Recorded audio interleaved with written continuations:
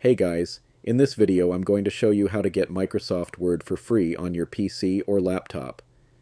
If you need Word to create documents, edit files, or share with someone, you don't need to buy anything. This method is completely free. But first, hit that subscribe button down below. It really helps me out. Thanks.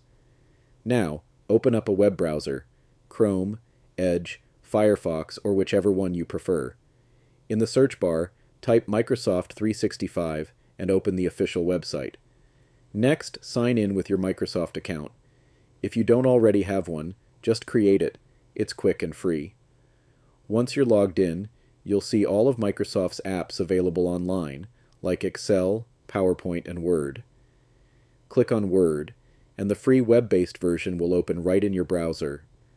From here, you can start typing a new document, format text, and it works almost the same as the desktop version.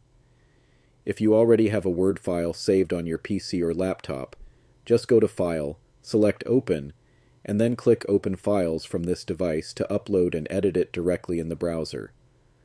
When you're done, you can share your document with others by email, or download a copy straight to your computer. Just go to File, then select Create a Copy, and finally click Download a Copy. And that's it. You now have Microsoft Word running for free on your PC or laptop using Microsoft 365 Online.